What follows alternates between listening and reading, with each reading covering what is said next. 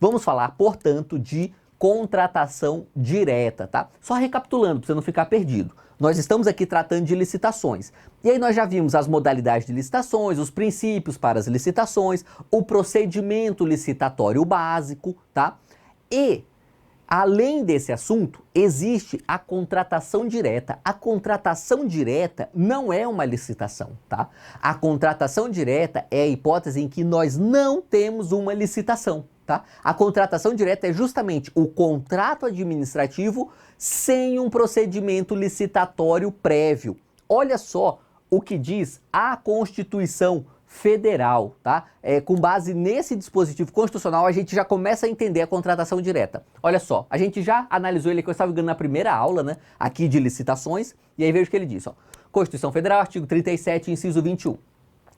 Ressalvados os casos especificados na legislação, as obras, serviços, compras e alienações serão contratados mediante processo de licitação pública. E aí ele continua, a gente já analisou esse dispositivo antes, mas o que eu quero ressaltar aqui é o seguinte: o próprio dispositivo constitucional que estabelece a regra da obrigatoriedade de licitação prévia aos contratos, ele já abre exceção. Ele fala, olha, ressalvados os casos especificados na legislação. Então nós chegamos na nossa primeira regra importante para a contratação direta, tá?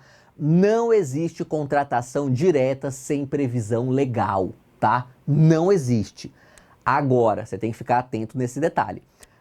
Nós temos duas formas básicas de contratação direta: a inexigibilidade e a dispensa de licitação. Nós vamos ver cada uma delas com bastante detalhes aqui. A dispensa de licitação é um rol taxativo, ou seja, só tem dispensa quando tem aquela hipótese expressamente prevista em uma lei, tá? Quase tudo na 14.133, mas é possível que o legislador também coloque hipótese de dispensa de licitação em outras leis, ok? Já a inexigibilidade não. A inexigibilidade é um rol exemplificativo, lá no artigo 74, tá? Outras hipóteses não diretamente previstas na lei, mas se cumprirem os requisitos para inexigibilidade que estão previstos na lei, será o caso de contratação direta, beleza? Então, veja, toda contratação direta tem previsão na legislação. Mas no caso da dispensa, a previsão é direta, é específica para aquele caso. No caso da inexigibilidade, não. A previsão é só exemplificativa. Outras situações que se amoldem àquele tipo, aqueles requisitos básicos, será o caso de inexigibilidade. Beleza? E aí, nós já começamos aqui então com essa diferenciação entre os dois tipos de contratação direta. Lembrando, o que é a contratação direta mesmo? É a hipótese em que assinamos um contrato administrativo sem licitação prévia, tá? A regra é licitação para escolher justamente quem será o contratado. Na contratação direta, a administração pública escolhe diretamente quem será o contratado, tá? Não faz licitação prévia. E aí pode ser através da inexigibilidade, que ocorre quando a competição é inviável, tá? Ou a dispensa, que ocorre em hipótese em que a competição é viável, podia ter licitação, mas o legislador falou, olha, embora nesse caso aqui seja logicamente possível ter uma licitação, eu, legislador, estou falando para você, administrador, que não precisa licitar nesse caso, beleza? Antes de entrar especificamente nos detalhes da inexigibilidade da dispensa, vamos ver algumas regras gerais para essa contratação direta, tá? Especialmente quanto à documentação. E aí nós vamos para o artigo 72 da Lei 14.133. Olha só.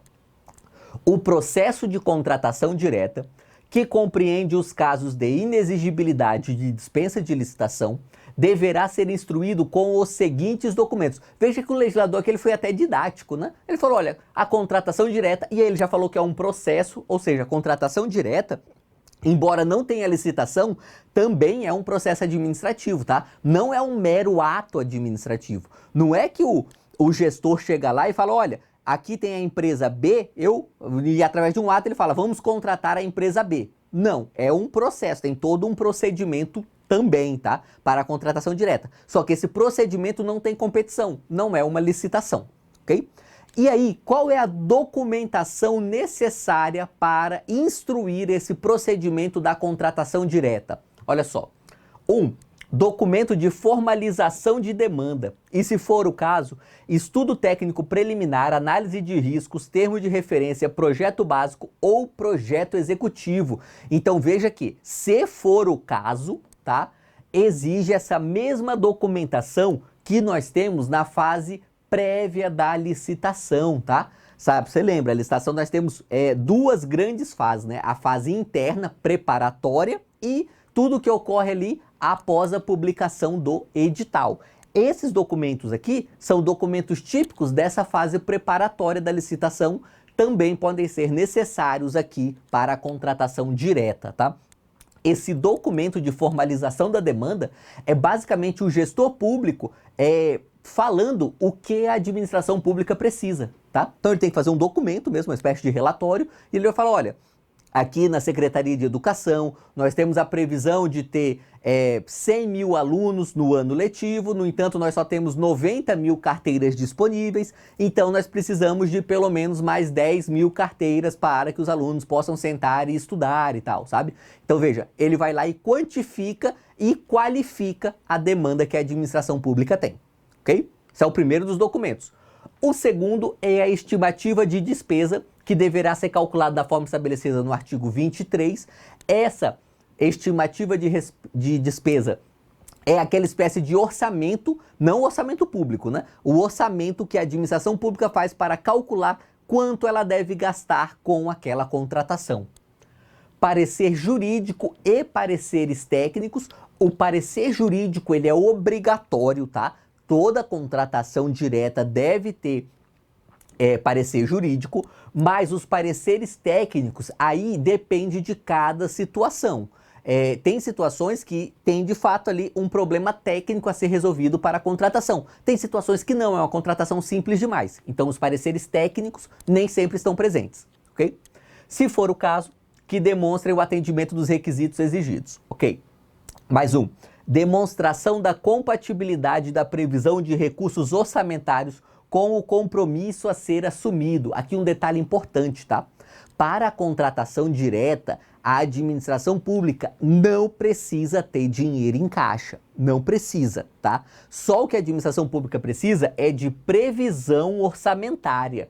Às vezes, quando a gente ainda não estudou bem direito financeiro, a gente tem uma visão meio inocente. A gente acha que pelo simples fato de ter previsão orçamentária quer dizer que tem dinheiro em caixa. Não é assim, tá? A previsão orçamentária é só uma autorização para o poder público gastar aquele recurso durante aquele ano. Mas isso não quer dizer que o dinheiro existe. A administração pública ela faz o orçamento sem ter dinheiro em caixa. Contando com o quê? Com a previsão de receita, que também está lá na lei orçamentária. Então, aqui para fazer a contratação direta, não precisa já ter efetuado a receita, não precisa ter o dinheiro disponível, basta ter a previsão orçamentária, ok? Mais uma. Comprovação de que o contratado preenche os requisitos de habilitação e qualificação mínima necessária. Você lembra, na aula passada nós estudamos os requisitos de habilitação, pois todos eles são necessários aqui para a contratação direta também. E razão da escolha do contratado, esse aqui é importante, tá? Especialmente para as hipóteses de dispensa de licitação. Por quê? Porque na dispensa de licitação, em tese, seria possível também contratar outra pessoa. Então a administração pública tem que falar, olha, até com base no princípio da impessoalidade, por que nós escolhemos esse daqui especificamente? Por que nós escolhemos contratar a empresa do João e não a empresa do José? Mais um documento é a justificativa de preço. E, por fim, a autorização da autoridade competente. Sempre precisa dessa autorização para termos a contratação direta. Esses são os documentos que vão instruir o procedimento de contratação direta. E temos um julgado do STJ que é de 2011, tá? É bem antigo, ainda sob a égide da Lei 8666, mas o entendimento dele continua válido. Inclusive, foi praticamente todo colocado ali na própria lei, como nós vimos. Mas olha só, vale a pena conhecer o julgado. Ademais, a contratação direta por inexigibilidade ou dispensa de licitação exige uma série de providências formais, de modo a justificar a regularidade da qualificação jurídica do contratante. Então veja, a parte de habilitação, a necessidade do bem ou serviço, tem que ter aquela justificativa, tá? De por que está contratando, e a inviabilidade de competição, aqui para o caso da inexigibilidade, né? E a razoabilidade dos preços. Então veja que aqueles requisitos que nós acabamos de ver na lei, eles são uma concretização na lei do que já era jurisprudência do STJ. Continuando, o parágrafo único do mesmo artigo 72 fala o seguinte: o ato que autoriza a contratação direta ou extrato decorrente do contrato deverá ser divulgado e mantido à disposição do público em sítio eletrônico oficial, tá? Essa é uma previsão aqui para trazer maior transparência para as contratações diretas, tá?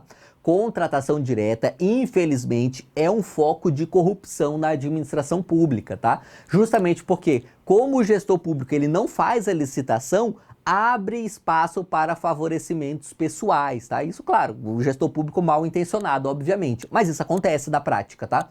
Então, para tentar melhorar um pouco essa situação, a lei trouxe aqui alguns requisitos para a contratação direta. Um deles é essa exigência de publicação em site, tá? Em sítio eletrônico oficial.